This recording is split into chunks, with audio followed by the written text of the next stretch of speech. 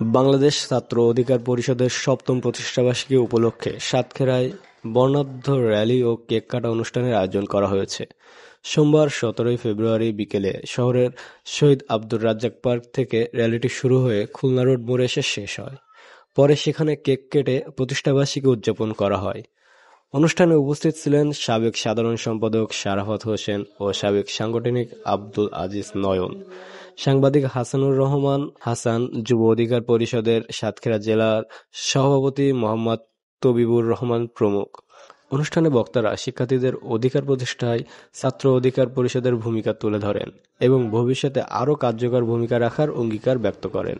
অনুষ্ঠান শেষে সংগঠনের নেতারা আরও বলেন, ২০১৮ সালে শিক্ষার্থীদের অধিকার আদায়ে ঢাকা বিশ্ববিদ্যালয়ে ছাত্র অধিকার পরিষদের জন্ম।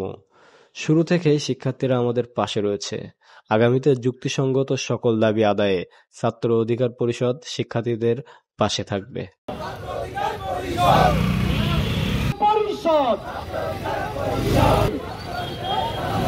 শুভ শুভ শুভ দিন।